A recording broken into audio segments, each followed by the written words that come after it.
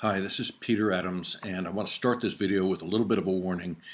This video will be about twice as long as the ones you've been watching. This will be 10 or 12 minutes long.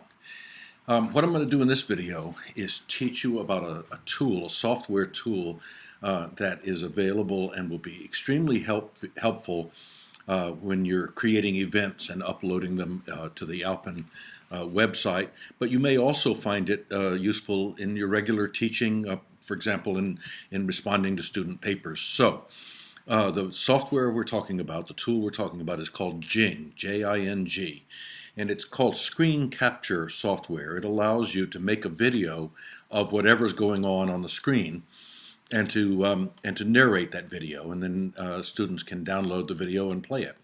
So first thing I need to show you how to do is to get Jing onto your computer. And to do that, you need to go to Google. And on Google, just type in Jing, J-I-N-G, and the TechSmith is the name of the company that makes Jing.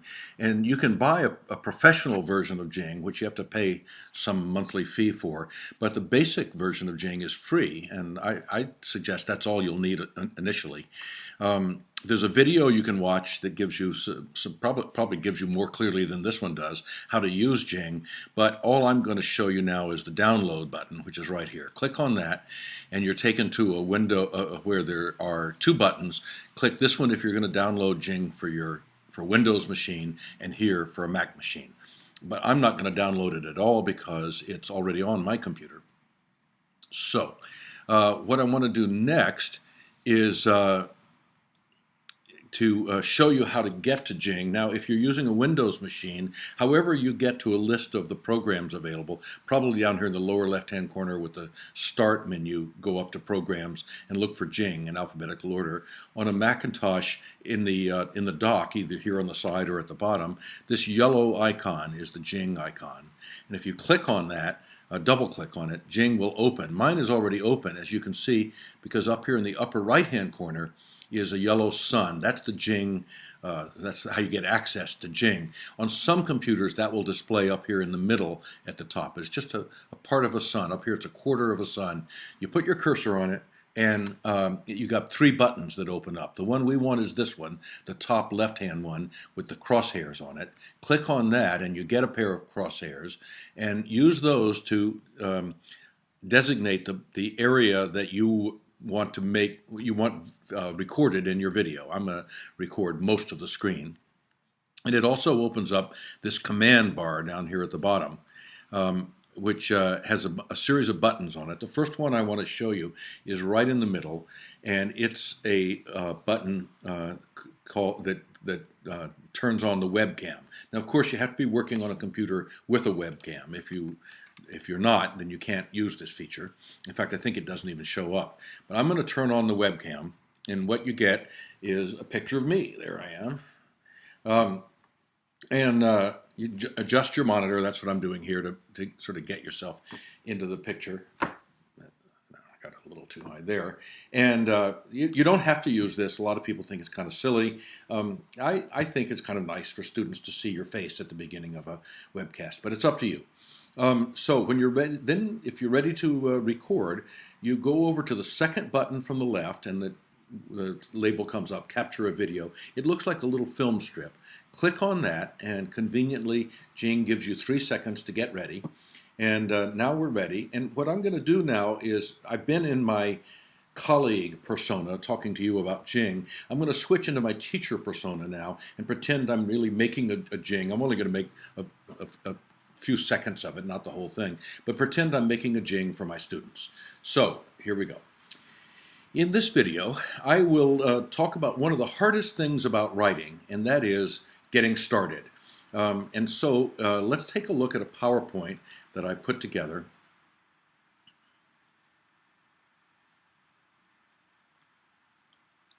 And on this PowerPoint, I need to click there again. On this PowerPoint, I talk about all the ideas I've come up with about how to make it easier to get started on a paper. So what I do when I need to write a paper, which I sometimes do, is first thing I do is get myself a cup of coffee. You might grab yourself a beer or a Diet Coke. And then I adjust the music. In my case, I like my music on nice and loud when I'm writing. Maybe for you it's a distraction. Turn it off, whatever. Get the lights fixed up. Start your computer up. And then here's your first opportunity to procrastinate. You can check your email on your computer. That'll use up 10 or 15 minutes before you have to start writing. But eventually, you're going to open a blank writing, and then the moment of truth.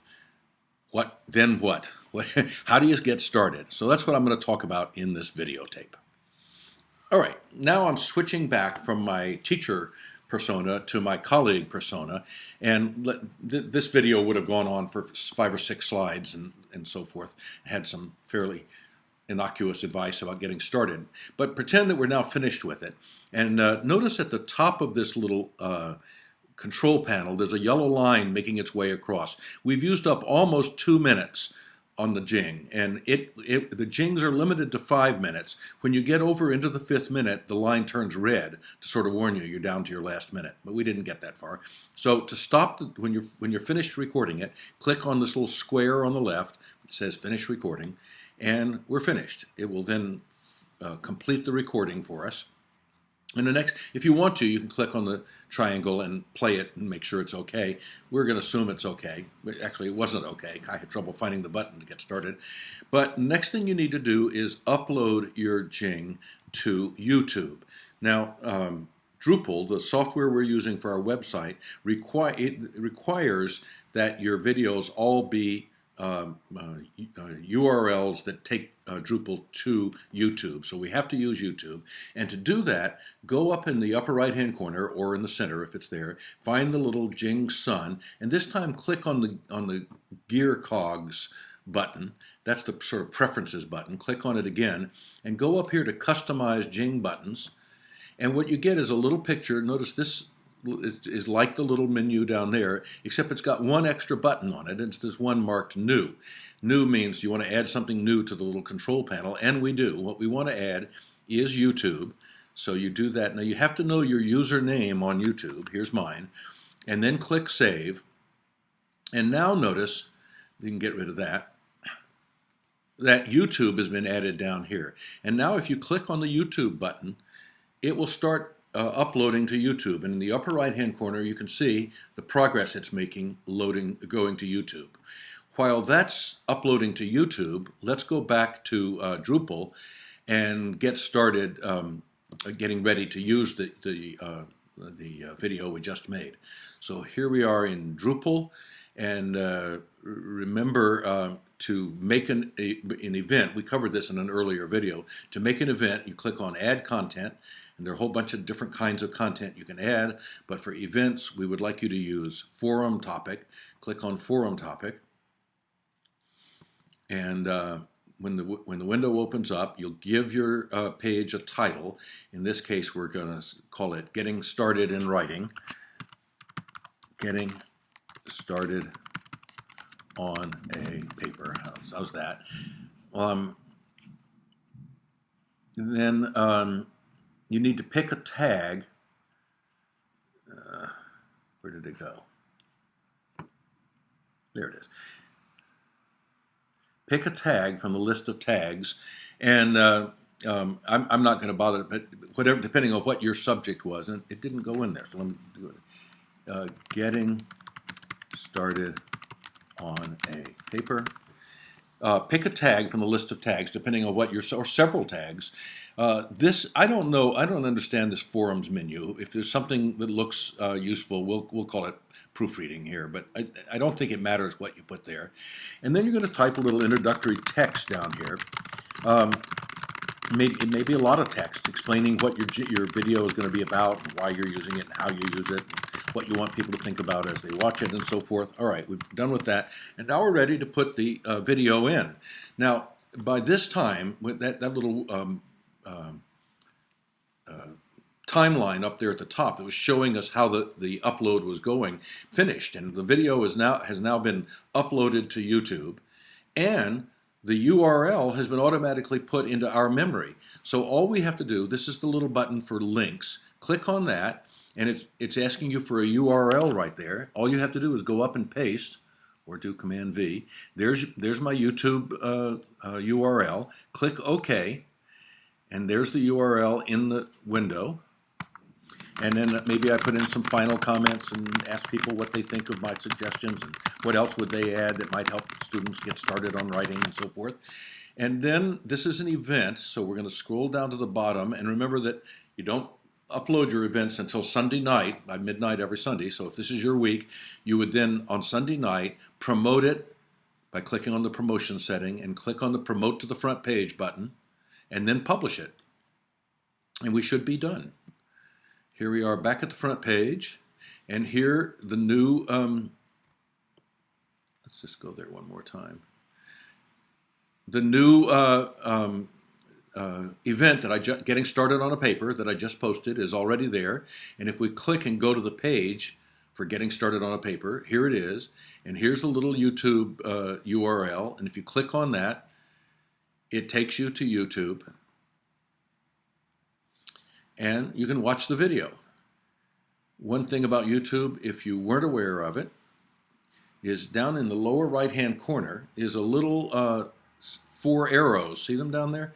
And that's the full screen button. If you there's the Jing we made with me talking about getting started. Click on those 4 arrows, and it will enlarge your image to full screen if you want to watch that. I can't bear to watch it any longer. And why do I look so silly in there? And so let's get back from there, and let's go back to the Alpin page, to the home page. So that's how you make a Jing, and that's how you upload it to an event. I wanted to talk for just a minute about another possibility, and that is that you might want to use Jings as a way of talking to students. For example, I make a Jing with my comments about student papers. Here's a paper that a student last semester named Juanita Barnes wrote for me.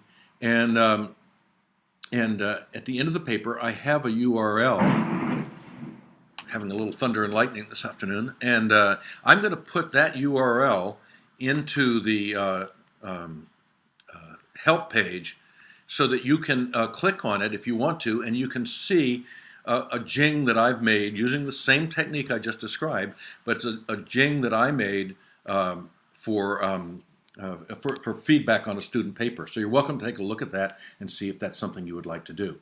So Jings are a wonderful tool, and I recommend that you think about using them. What they're good for is capturing what's on the screen of your computer and your voice narrating what's going on the screen. If what you want to do is film something like a class or yourself lecturing in class or something like that, then you want to use a flip camera, and I'll have a later video that will explain how to do that.